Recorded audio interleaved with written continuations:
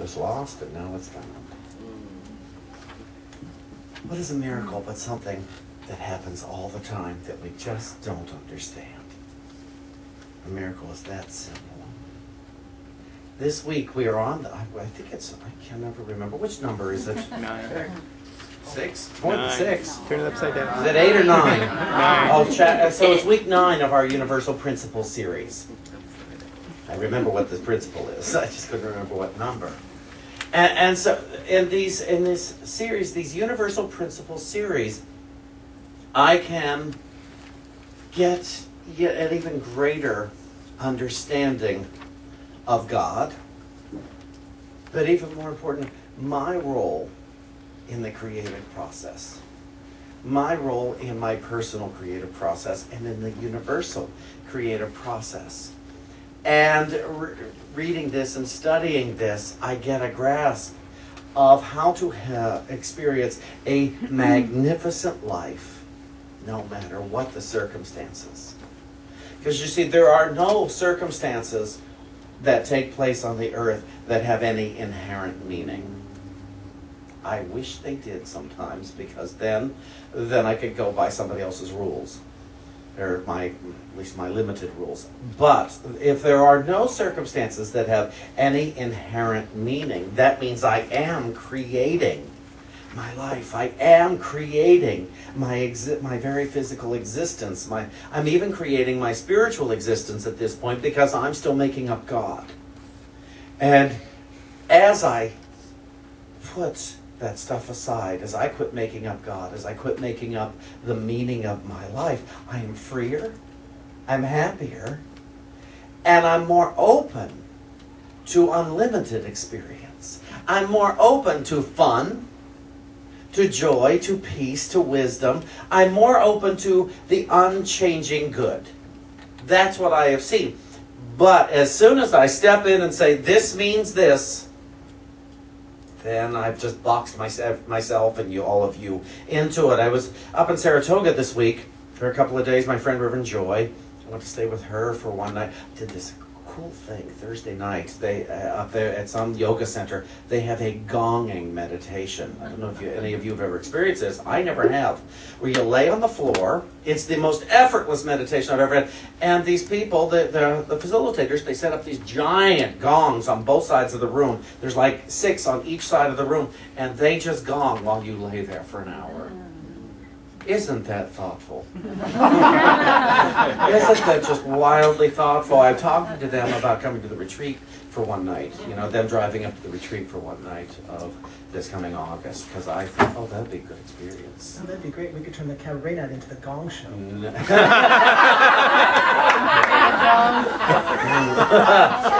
Or we'll do a different night. We'll have a different night.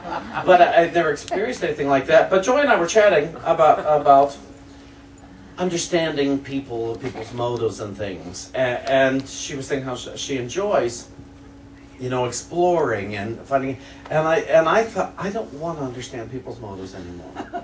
I used to want to, because I thought it would make my world safe, but I find that no matter what understanding I have, it will be insufficient. I will box them and myself into a corner, and I don't want to do that. We all know if somebody's miserable and acting out, it's a call for love. It's that simple, but I don't have to know which parent caused it in their life or any of that. I don't care anymore, quite frankly, because that's just trying to make sense of the physical life when I'm trying to expand into living a spiritual life all of the time. All of the time. You know, with everything I see, when there's crumbs on the floor and it's like, okay, does that really matter? Does that? Yes, it does. If he weren't in the room, I'd say no, it doesn't. But it does. He's in the room. Yes, it matters. But it's that. But in truth, it's like, okay, what I thought money meant doesn't matter. What I thought my parents did, it really doesn't matter when I'm pursuing an active consciousness of God. When I forget to pursue the active consciousness of God, all the other stuff matters. Now, Mr. Renford writes on this week, by the way, is the law or the universal principle of balance and equalization. balance and equalization. And he says, when it comes to balance, the universal laws in nature make no mistakes. Our lives are what we are creating by the choices we make and the actions we take. The consequences are the balancing of forces in what makes up our being. As individuals, we must accept responsibility for where we are at present. There simply is no one else to blame. This law is about perfect justice. Jesus defined it as you shall reap what you sow. Now, when I first came into New Thought, I would read something like that, and I think, oh, great. I'm all to blame. It's all my fault. And I'm bad, and I'm never going to get out of it. But that's not what it's saying. It's saying you are so loved that you can choose. The love that is your opportunity to choose the love that is or not. That's what the love is. It's not saying you're an idiot. It's not saying, but I used to hear that, early New Thoughters, the Unitics, they come up and you get a cold and they say, what were you thinking to create that? Say, oh, knock it off, that's mean. That's mean, there's no God in that. That's trying to avoid God. Once had, man, I was in a village once that was talking about someone who had committed a crime. And she kept saying, it's the law, Shawn. He has to pay for what he did. And I said, but you're not the one to make him pay. Cut it out. It's creepy, for one thing. And I got to tell you, my ego was a little vindicated when she lost her church for being out of alignment. She was found not in good standing a couple of years later as a minister for doing some things that are considered out of the moral code. But it's that. But there are people who, in New Thought, who believe it's the law. They have to reap what they sow. But I'm not the one to make them pay. I'm not the one to pay to. If you hit me, I'm not here to hit you back. That's what I'm not here to do that. I'm not here to hope you go to hell for an infraction on God. That's not what my function is, because the problem is if I'm waiting for you to go to hell, I'm waiting in hell for you. I'm already in hell waiting. And I don't want to do that. It's an emotional thing, and I don't want to do that anymore. I used to do that because I thought it made me safe. That's where my insanity was. I thought it made me safe. Well, because the balance is if I'm having thoughts of hell, then I'm in hell.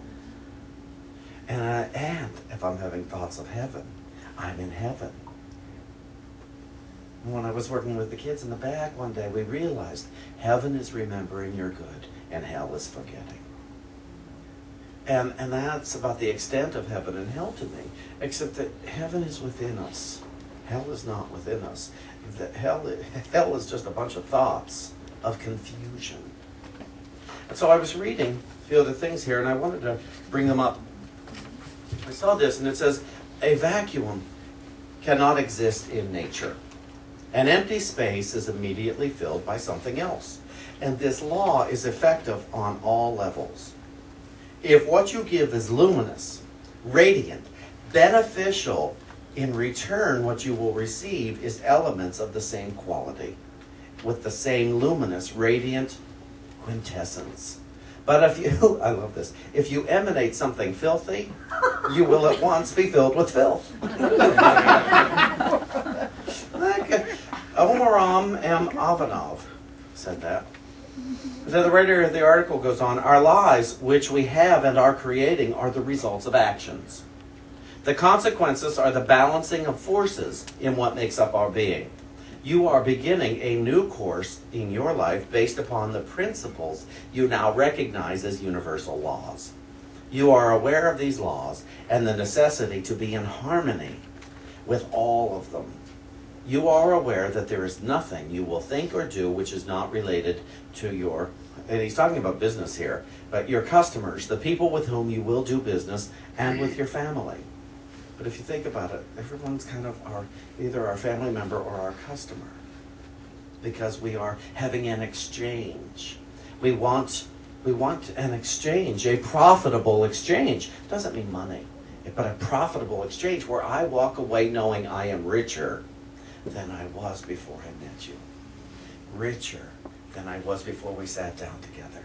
Richer before we walked past each other in the street. To be richer. And I do like this.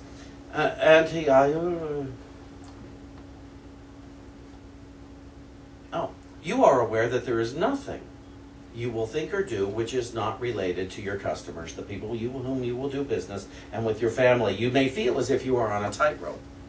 Anybody feel like they're on a tightrope some days? It says balance is required to pull this off. To walk a tightrope, you must have balance. If you understand the law of balance and equalization, you know this is the order of things. You have of your own free will chosen this course of action. That's why we have to take all the meaning away from what we have given it. Now is not the time to let fear rule your actions. Fear will bring all your thinking, power, and action to naught. You know there is abundance, and that you have attracted the material and people you need to you. Fear is the single greatest enemy and primary cause of imbalance. Jesus frequently pointed to this fact. Peter was walking on the water, coming at the behest of Jesus, and he was fine until he took his eyes off the objective and he looked at the waves. In the parable of the talents, the servant was condemned not because he stole a talent, but because he buried it. He was afraid of losing it. And what happened? By burying his talent, he lost his talent. Very important to pay attention to that. The parable of the talents is one of my favorites. If you do not, in case you don't know it, the master went away, or was going away, and he trusted a couple of his servants. I'll tell you, we'll do 2 servants today. There's 3 in the story, but we'll make it shorter. First servant, he gave 5 talents to, because he trusted him to take these 5 talents and do something with them. And the other one he gave 1 talent to, because he had doubts about him. And the one with 5, he doubled them. In the time his master was away, he doubled those talents. Now, the other servant, he was afraid of losing it, and so he went out back and he buried the talents. So the master comes home and says, what happened? And the first one says, look, I doubled. He says, well done. And the second one says, I'll be right back. And he runs out back and he digs up this talent and he brings it and says, well, what happened? Well, what did you say? Why I buried it? Why did you bury it? Because I was afraid, is what he said. And so the master took that talent from him and gave it to the one who knew what to do with his talents. And the lesson is, for those who have, more will be given. And for those who have not, even what they have will be taken away. See, if you're too afraid to use your talents, to let your talent shine. Now, talent was a form of money back then, but isn't our talent our wealth? Isn't the gifts within us, isn't that our wealth? If you have a gift for speaking, for singing, for art, for business, for charity, for whatever, serving, for whatever it is, and you're not using it because you're afraid to. I gotta tell you, there's many books in me, and I started them, and I sit down to write, and I freeze. Now, what's that about? What is that about? Except it's fear. It's fear of my part, like, it's not going to be enough, it's not going to be, or it's going to be too much work, or it's going to be whatever. Because but the days when airplanes I write best on. Somehow when I'm sitting on an airplane, it's easier to create and write and do things. But I can't fly all the time. That would be some advance on the book that it would cost, huh? Excuse me, my office space is in this row on the plane, and you have to finance that. But to say, so what if I'm afraid to do it anyway? I have resolved many relationships in my life, despite the fact that I was afraid. Afraid that they might reject me, afraid that they might not like me, afraid that they might still be mad at me, afraid. You know, and so, but I thought, well, if I want this relationship, then I got to work past the fear. I got to go and do it in spite of fear. David, many years ago, was experiencing a form of, were you afraid to leave the house? Agoraphobia. Agoraphobia. That's it, Ruth. Yes. And David decided, David's affirmation or denial, whichever it was, as he had his father drop him off at Macy's at Christmas time, and the city was, so die already. And he walked through Macy's at Christmas time to the other end, and he found out he can tolerate. He can tolerate. And it's like, so die already, and write the letter, write the book, so die already. Because if you're not exercising your talent, are you really living? If you're not living in harmony as best you possibly can with other willing participants, are you really living? Or so it's like, okay, so die already, and let's get through this, because the rewards, the promises are peace, the promises are joy, the promises are wisdom, the promises, the balance. But balance always lies in the changeless, not in the temporary. Now, my friend Emmett Fox is one of my very, very favorite New Thought writers, and I wish I could have known him, but maybe I didn't. Would have been a different body ago. We have a couple of these books. Who always read Emmett Fox's Sermon on the Mount? It was the first New Thought book I ever read. I know we have a couple copies in the bookstore. It's the first New Thought. Somebody in 12 Steps early on said, Shawn, if you're having any troubles with this higher power thing, read this book, Emmett Fox's Sermon on the Mount. What he does is he metaphysically interprets the Sermon on the Mount. And I read this book, and it was this book, long before I found unity, that let me know the power that was within me to think differently, to see differently, that to reshape the universe and my life. And that's where I learned the universe is a shapeshifter. It shift shapes at the seashore. It shift shapes according to my will. The universe will bend around according to how I am willing to live my life. Emmett Fox says, in this, the beginning, under What Did Jesus Teach? He says, now we can choose the sort of thoughts that we entertain. It will be a little difficult to break a bad habit of thought, but it can be done. We can choose how we shall think. In point of fact, we always do choose, and therefore our lives are just the result of the kind of thoughts we have chosen to hold. And therefore they are of our own ordering. And therefore there is perfect justice in the universe. No suffering for another man's original sin, but the reaping of a harvest that we ourselves have sown. We have free will, but our free will lies in our choice of thought.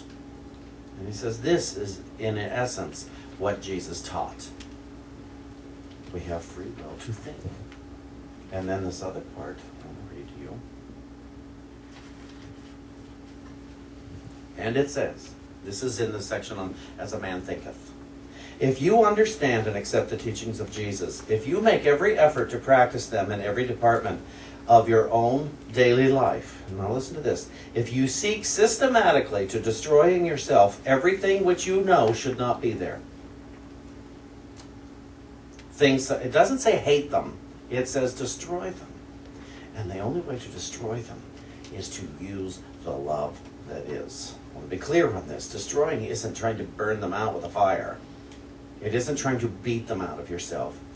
The way you destroy everything that is no longer of use to you is to affirm love, to affirm love, to affirm love. I want to be very clear in this. So it says, if you seek systematically to destroy in yourself everything which you know should not be there, things such as selfishness, pride, vanity, sensuality, self-righteousness, jealousy, self-pity, resentment, condemnation, and the so forths, not feeding or nourishing them by giving in to them, but starving them to death by refusing them expression. There we go. That's how you would destroy that stuff, is by not acting on them. When you want to have that conversation, you go, I'm not going to do it this time. That's systematically destroying them. You don't feed it. It's a tough one, I know, as he said, breaking a bad habit. And then it goes on. If you extend the right thought loyally to every person or thing within your ken, especially to the people or things you dislike, then you are worthy to be called the salt of the earth. If you truly live this life, then it does not in the least matter what your present circumstances may be. There we go. So now we can't even use our present circumstances as an excuse to act out. It's like, my goodness, this unity thing, it just ruins my misery.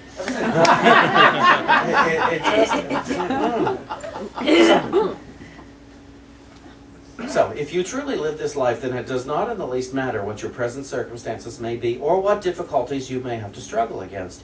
You will triumph over them all. There's a promise. Hear that? Listen to, always pick out those kind of words in the teachings. You will triumph. That's a good word.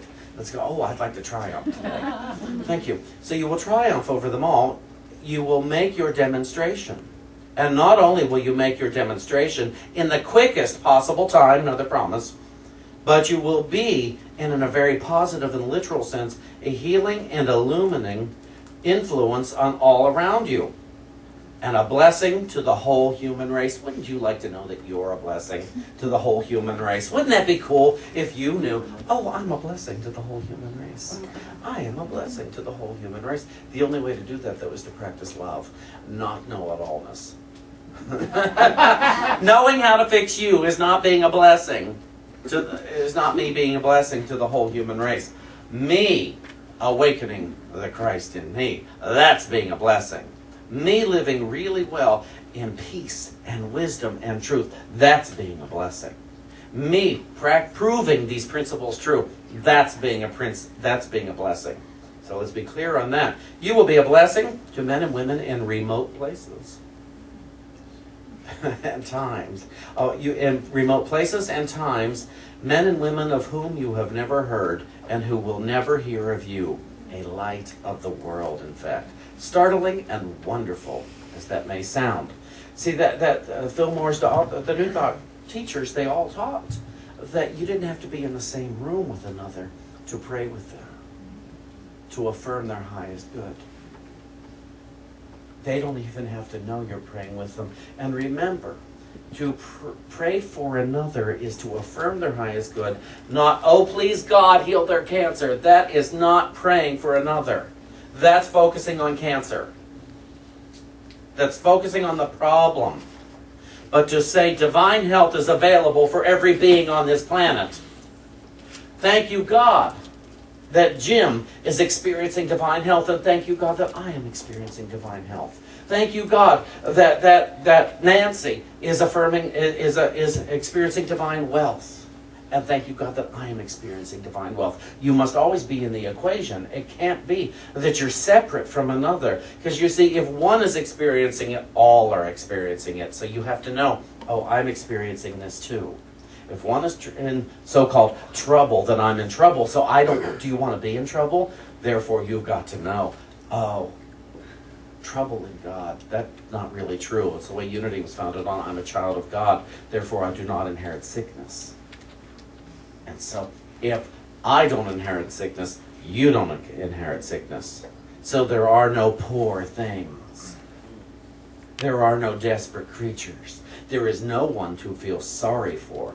Now, I understand we see someone who is struggling, and we're going to have sensations about it.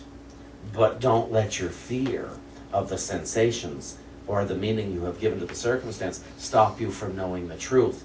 That's what my teachers taught me, and that is the balance of law, or of equalization and balance. That is the law. There we go. There's the law of balance and equalization, which is to know the truth and let the truth set you free. And so you see, you look around in the world and you see struggling and you see this stuff and you say, okay, that can't be the truth. What I see there can't be the truth. That's not logical. And so you just announce to yourself and the universe, I'm willing to know the truth. I'm willing to see the truth. I'm willing to speak the truth about it. And so, dear Spirit, tell me what the words of truth are about this. Go ahead and tell me, and watch your willingness expand. And also watch sometimes when you get tight and say, but I want to say this about it. And you say, but no. But no. Let your yeses be yes and your noes be no. Sometimes we can tell ourselves, but no, I'm not going to say that about this today. I'll say nothing before I'll say that. And so you may find yourself in the uncomfortable position of silence and an absence of conversation. Because if you don't have something nice to say, you may not have anything to say. Or if you don't have something unkind to say, you may not have anything to say at all. And that's okay. We can break the habit. The law of balance and equalization. Let's go ahead and balance it out. Remember that Christ is awakening in each of us today. Thank you.